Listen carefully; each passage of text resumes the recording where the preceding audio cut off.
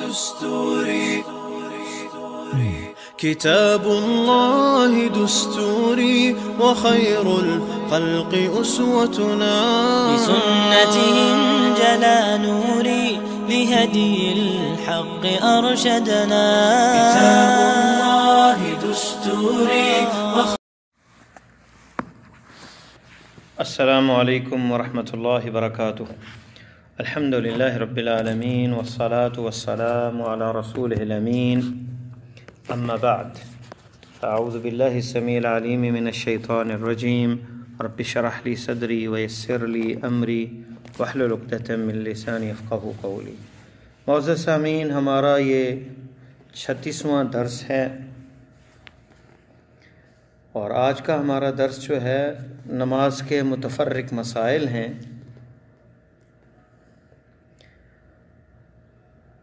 امام کو لقمہ دینا۔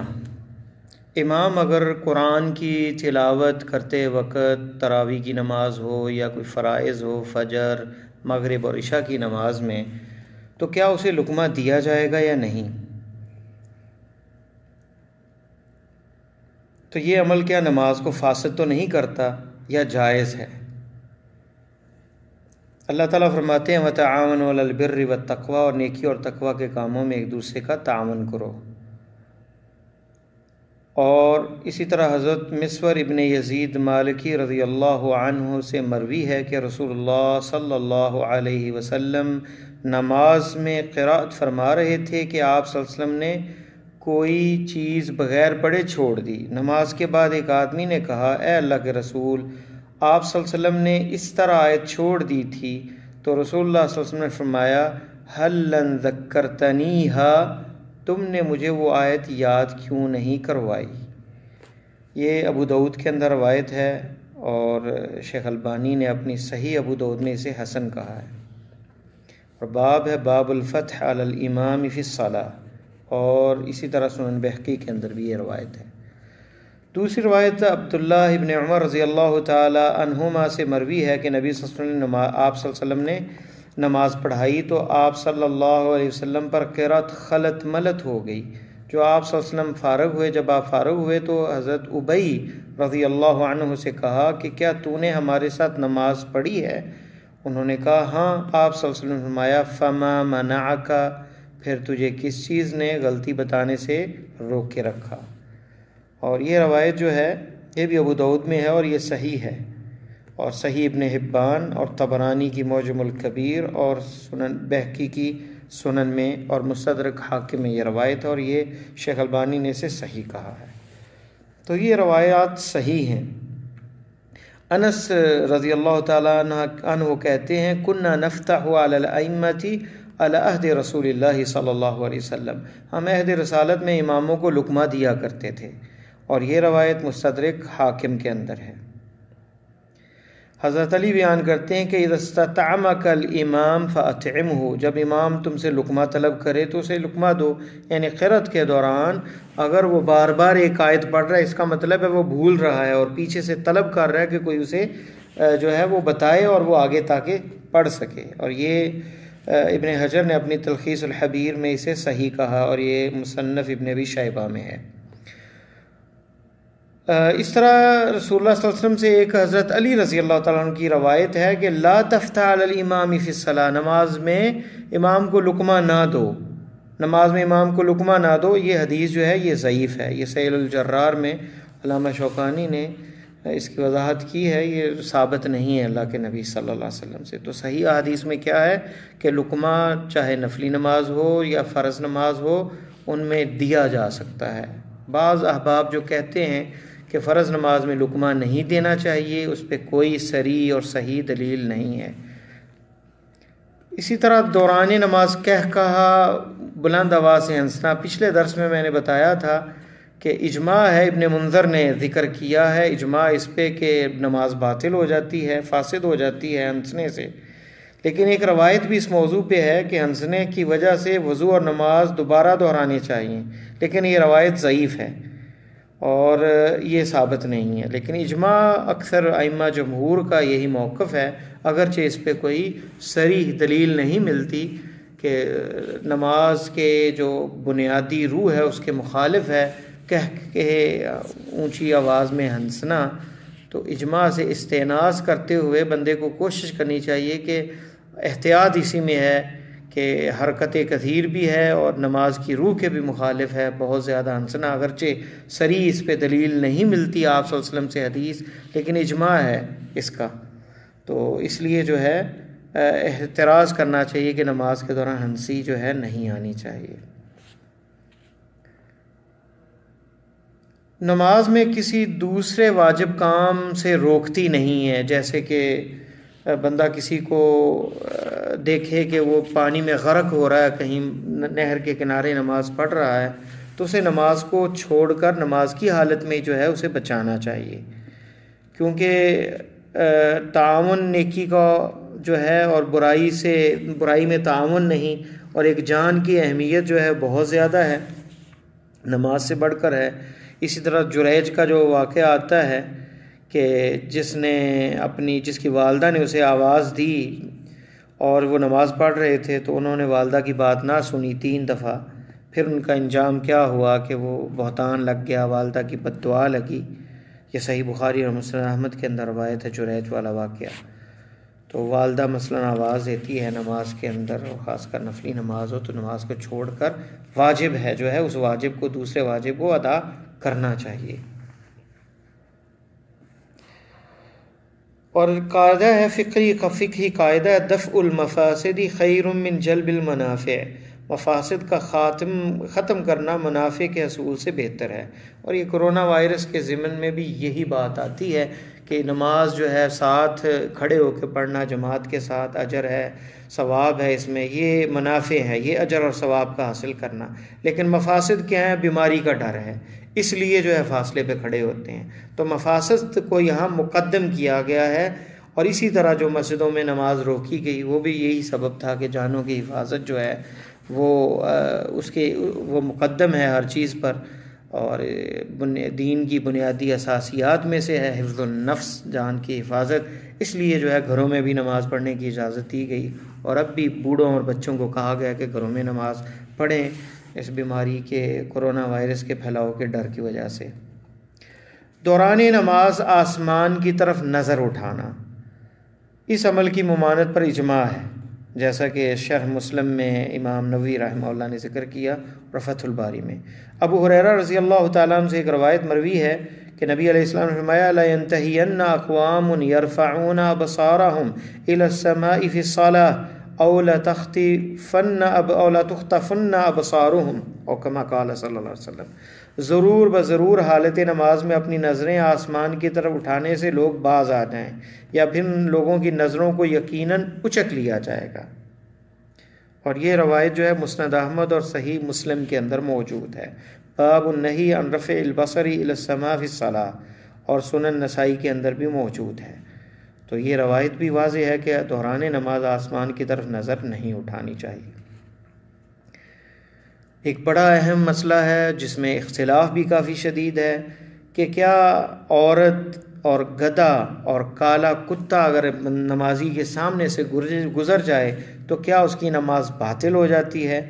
ابو ذر رضی اللہ تعالیٰ عنہ سے ایک روایت مروی ہے، رسول اللہ صلی اللہ علیہ وسلم نے فرمایا یقطع صلاۃ المرء المسلم اذا لم يكن بین یدیہ مثل مؤخرۃ الرحل، ایک مسلمان آدمی کی نماز کو جب اس کے سامنے پالان کے پچھلے حصے کے برابر سترا نہ ہو، سترا ایک وہ چیز ہے جو نمازی سامنے رکھ کے نماز پڑھتا ہے، اگر یہ نہیں ہے اور ان چیزوں میں سے عورت، گدھا اور کالا کتا جو ہے وہ نماز کو توڑ دیتا ہے اگر یہ گزر جائے۔ یہ روایت جو ہے یہ صحیح مسلم کے اندر موجود ہے، ابو داؤد، ترمذی اور سنن نسائی میں بھی، اور صحیح ابن خزیمہ میں بھی یہ روایت موجود ہے اور روایت صحیح ہے۔ لیکن بعض روایات کے اندر جو ہے وہ قید آتی اس چیز کی، جیسے کہ ابن عباس سے مروی ہے ایک روایت میں المرأۃ الحائض، عورت جو ہے اگر وہ حیض کی مینسز کی حالت میں ہے تب، حائض عورت کے الفاظ یہ اضافہ ہے، یہ تقید ہے اس میں، اور یہ بھی صحیح ابو داؤد کے اندر موجود ہے، اور ابن ماجہ میں بھی، اور مسند احمد اور سنن نسائی اور ابن خزیمہ میں یہ روایت موجود ہے۔ تو اس میں قید ہے کہ عورت اگر حیض کی حالت میں تب، تو اگر سامنے ستھرا نہیں یہ چیزیں گزریں گی تو نماز ٹوٹ جائے گی، اس میں اختلاف ہے۔ اب پہلا جو موقف ہے جو ابو ہریرہ رضی اللہ تعالیٰ عنہ، حضرت انس، ابن عباس، ابو ذر، امام حسن بصری اور امام ابو الاحوص اور امام ابن حزم، یہی منقول ہے کہ نماز ٹوٹ جائے گی اور نماز توڑ دیں گی، چیزیں دوبارہ پڑھنی پڑے گی، وہ نماز ختم ہو جائے گی۔ اور امام احمد جو ہے وہ کہتے ہیں کالا کتا کو تو نماز کو کاٹ دیتا ہے، البتہ عورت اور گدھے کے متعلق مجھے اشکال ہے۔ اور جمہور جو علماء ہیں، امام شافعی، امام مالک، امام ابو حنیفہ رحمۃ اللہ علیہم، ان میں سے کوئی چیز بھی نماز کو باطل نہیں کرتی، ان کے ہاں کوئی چیز نماز کو توڑتی نہیں، البتہ اجر و ثواب میں نقص واقع ہو جاتا ہے، یہ مراد ہے ان کی اس حدیث سے کہ یہ نماز کو توڑ دیتی ہے، یعنی نماز کے اجر کو توڑ دیتی ہے، نماز کے اجر میں کمی آ جاتی ہے، یہ انہوں نے مفہوم لیا۔ اور اس کی انہوں نے استدلال کیا ابو سعید خدری رضی اللہ تعالی عنہ سے ایک مروی حدیث ہے کہ رسول اللہ صلی اللہ علیہ وسلم نے فرمایا لا یقطع الصلاۃ شیء وادرؤوا ما استطعتم، کوئی چیز نماز کو نہیں توڑتی، بس اب روکو جتنی تم میں استطاعت ہے کہ تمہارے سامنے سے کوئی گزرے نہ، حتی الوسع کوشش کرو روکنے کی جو سامنے سے گزرے، اور نماز کو کوئی چیز نہیں توڑتی۔ یہ روایت ابو داؤد میں ہے، لیکن شیخ البانی نے اسے ضعیف کہا ہے، ضعیف ابو داؤد کے اندر 143 نمبر حدیث ہے۔ باب ہے من قال لا یقطع الصلاۃ شیء، اور ضعیف الجامع میں بھی اسے ذکر کیا ہے، بہقی میں بھی ہے۔ یہ حدیث ضعیف ہے کیونکہ اس کی سند میں مچالد ابن سعید ابن عمر حمدانی کوفی راوی جو ہے جو متکلم فی ہے، جیسا کہ امام شوکانی نے لیل اوتار میں ذکر کیا ہے۔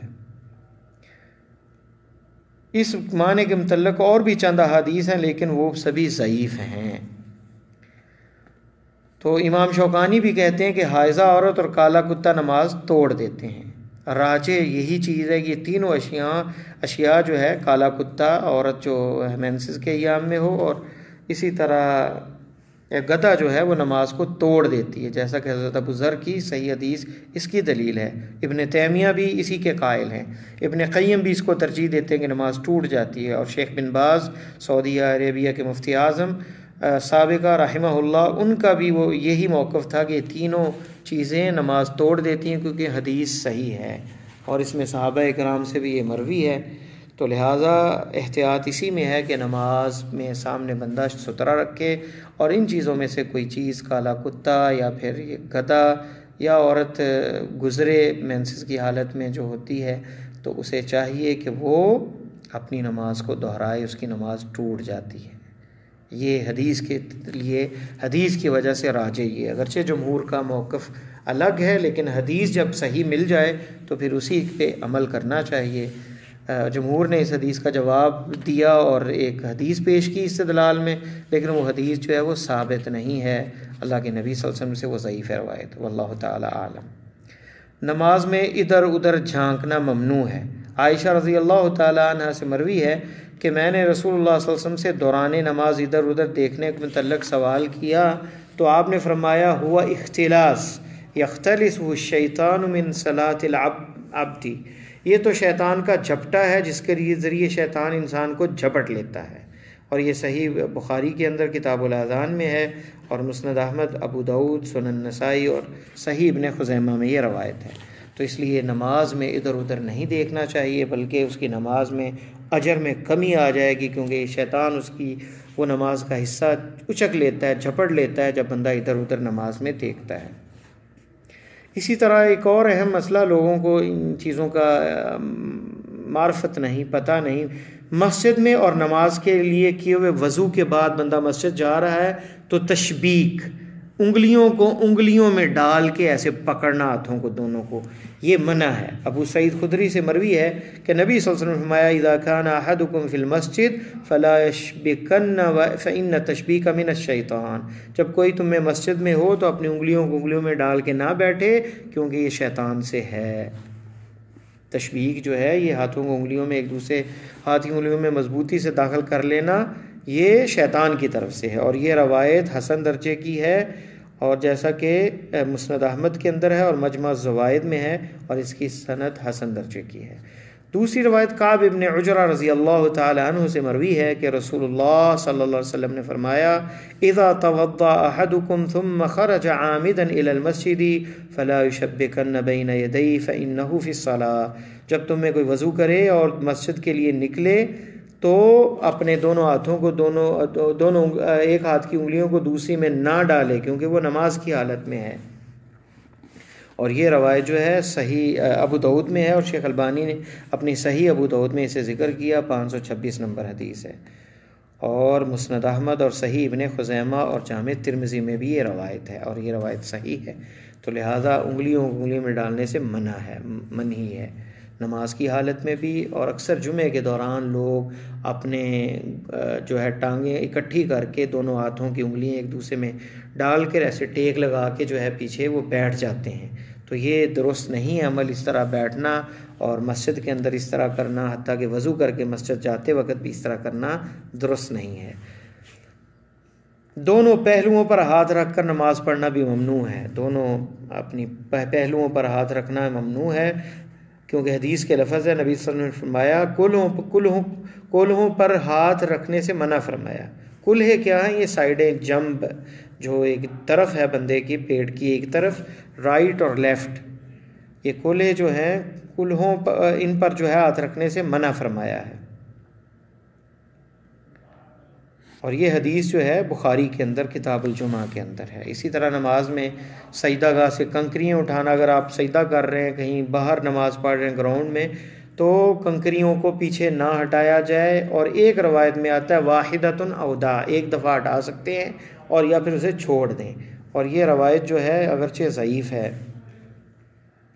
لیکن اس کا ایک شاہد صحیحین میں موجود ہے۔ تو نماز میں آنکھیں بند کرنے کا کیا حکم ہے؟ ابن قیم کہتے ہیں نماز میں آنکھیں بند کرنا آپ صلی اللہ علیہ وسلم کا طریقہ نہیں تھا، جیسا کہ تشہد کے بیان میں یہ بات گزری ہے کہ آپ صلی اللہ علیہ وسلم دعا میں نظر اپنی انگلی کے اشارے کی طرف رکھتے، اور یہ زاد المعاد میں موجود ہے روایت، اور آپ نماز میں اپنی آنکھیں کھول کر رکھتے تھے، تو اس لیے آنکھیں جو ہے بند نہیں کرنی چاہیے نماز میں، بلکہ پہلے سجدے کی جگہ پہ نظر ہو اور تشہد کے اندر اپنی انگلی جو ہے اسے حرکت دے اور اس پر نظر رکھے۔ نماز میں قنوت نازلہ، پانچوں نمازوں میں جب مسلمانوں پہ کوئی مصیبت آئے تو آخری رکعت میں رکوع کے بعد جو ہے ہاتھ اٹھا کے کافروں کے لیے بد دعا کی جا سکتی ہے۔ نبی صلی اللہ علیہ وسلم نے فجر کے بعد ایک مہینہ پورا جو ہے جب 70 صحابہ شہید ہوئے تو ان کے لیے بد دعا کی، اور یہ احادیث سے ثابت ہے۔ تو قنوت نازلہ میں مقتدی جو ہے آمین کہیں گے ہاتھ اٹھا کے، جیسا کہ صحیح ابو داؤد کے اندر یہ روایت ہے کہ آپ صلی اللہ علیہ وسلم نے جو ہے وہ نماز پڑھائی اور قنوت کیا، وَيُؤَمِّنُ مَنْ خَلْفَهُ، پیچھے والے آمین کہہ رہے تھے، مقتدی آمین کہتے تھے۔ اور ہاتھ اٹھانا بھی ثابت ہے، کیونکہ صبح کی نماز میں حضرت انس کہتے ہیں میں نے دیکھا رفع یدیہ فدعا علیہم، آپ نے ہاتھ اٹھائے اور ان کے لیے بد دعا کی اور مشرکین پر بد دعا کی، اور یہ روایت جو ہے مسند احمد میں ہے، اور شیخ البانی نے ارواء الغلیل میں اسے صحیح کہا ہے۔ اس طرح سلام پھیرنے کے بعد امام مقتدیوں کی طرف رخ پھیرے، جیسا کہ حضرت سمرہ رضی اللہ تعالیٰ عنہ کی روایت ہے، نبی صلی اللہ علیہ وسلم جو ہے وہ نماز کے بعد جو ہے نماز پڑھتے تھے تو سلام کے بعد اپنا چہرہ ہماری طرف کر لیتے تھے، اور یہ روایت صحیح بخاری کے اندر ہے۔ اور کس طرف مڑے، دائیں یا بائیں جانب پہ مڑے، یہ دونوں طرف روایات موجود ہیں، جیسا کہ حضرت انس کی روایت میں ہے کہ آپ دائیں جانب گھوم کے جو ہے نمازیوں کی طرف منہ کرتے تھے، اور ابن مسعود کی روایت جو ہے جو کہ بخاری کے اندر ہے، اور یہ انس والی روایت جو ہے رضی اللہ تعالیٰ عنہ کی، یہ صحیح مسلم میں ہے۔ تو ان دونوں میں ہے، ایک میں ہے جو ابن مسعود کی روایت ہے کہ آپ بائیں جانب گھومتے تھے، تو دونوں طرف گھومنا جو ہے وہ ثابت ہے کہ دائیں یا بائیں طرف گھوم کے منہ جو ہے امام مقتدیوں کی طرف کرے گا۔ تو یہ مختصر متفرق مسائل تھے۔ اگلے درس میں انشاءاللہ مزید جو مسائل ہیں اور خاص کر جو سنتیں ہیں جو پڑھی جاتی ہیں نماز کے ساتھ، ان کے بارے میں بات ہوگی۔ اللہ تعالیٰ سے دعا ہے کہ اللہ ہمیں قرآن و سنت پر عمل کرنے کی توفیق عطا فرمائے۔